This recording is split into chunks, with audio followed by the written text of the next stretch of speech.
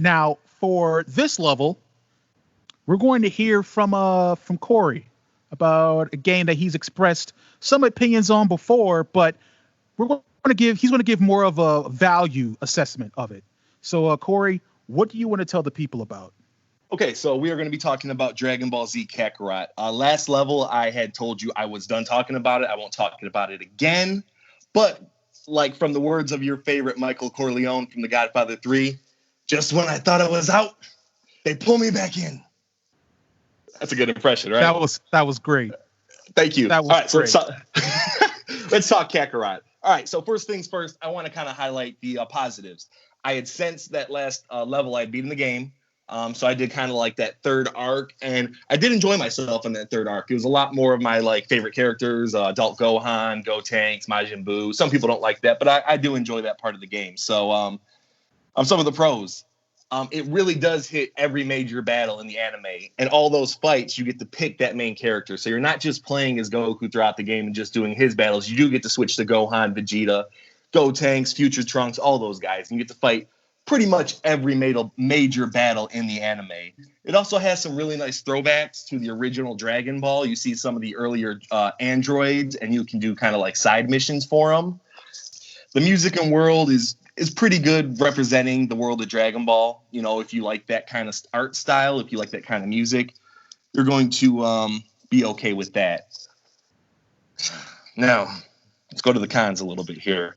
So all those pros right there, I think what's kind of sad about that is all those pros were directly related to the actual Dragon Ball Z franchise. None of them were related to just the game itself, and I think that's a big problem because the gameplay itself, I think, falls apart. First off is the open world. It's an open world RPG. It's more like open area.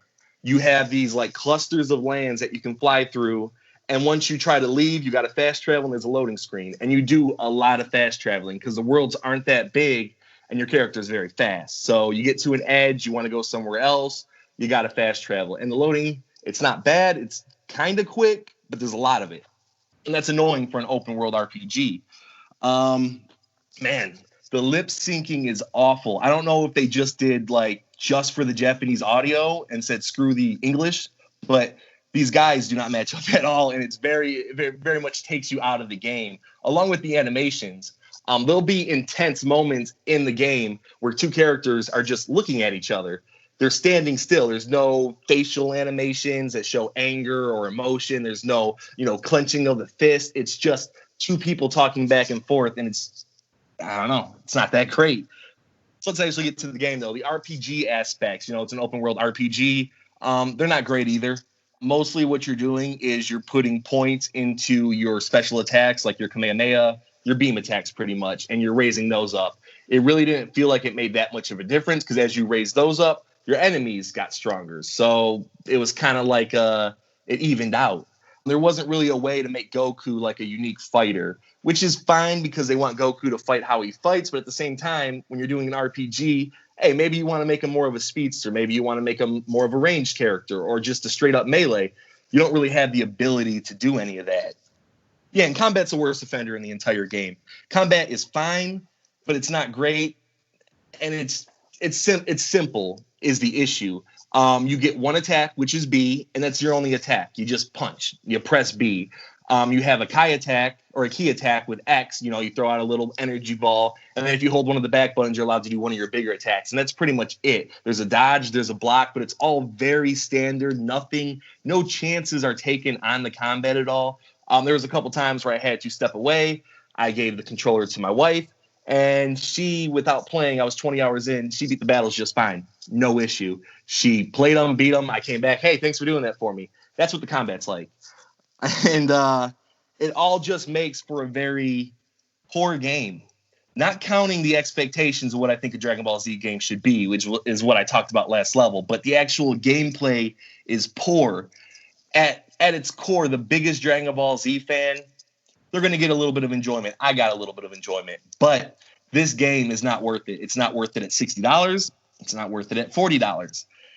You're really thinking about, is it worth your time? The game's about 34 hours long, which is, hey, good value. But you don't want to play those 34 hours. At least I didn't. So in my mind, it is 100% not worth it. Dragon Ball Z Kakarot.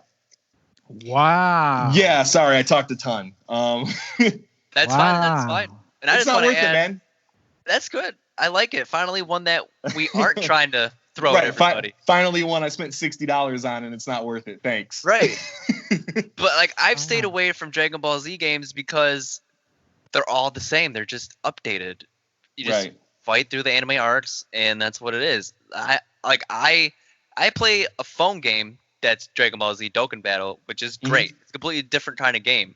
But for PC or Xbox and PlayStation, those kind of games, they're just repeated. And I would buy a new game on the spot if it was new and like what you're looking for is what I'm looking for. And I think that's what they need to do. And it being repeated is not good. But if it was being repeated and all the mechanics behind it, if it had a deep leveling system, if it had I didn't even get on the side quests. The side quests are all fetch quests. You talk to a person, hey, collect me 4 apples and 2 fish. It's not fun at all. But if all these things were really fun, the combat was really fun, the traversal was really fun, you can okay, hey, I'm playing the same game, but all of it's raised up to 11. It's not. It's raised up to 4. I mean, well, those people got to eat, Cory. I don't know how you don't expect them to survive with 4 apples and 2 fish. I mean. Right. Yeah, but definitely not worth it, in my opinion. If you're a huge Dragon Ball Z fan, you probably already bought the game. So anyone else who's hey, I see it on sale, it's not worth your time. Not at all. Buy a better RPG. Is there at any price point would you say it may be of decent value?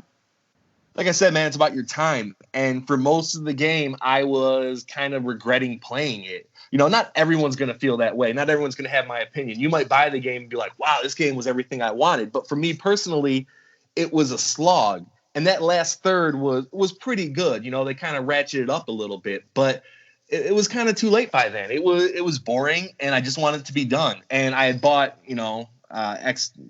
I shouldn't have, but I bought the special edition. So it came with all the DLC. They have 1 episode out right now. There's going to be 2 more.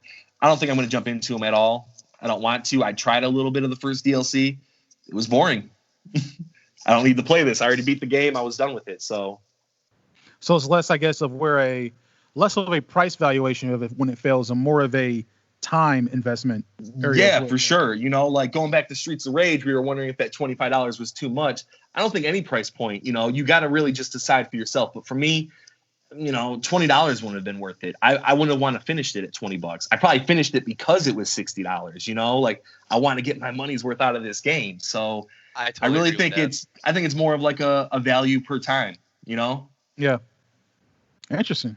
Yeah.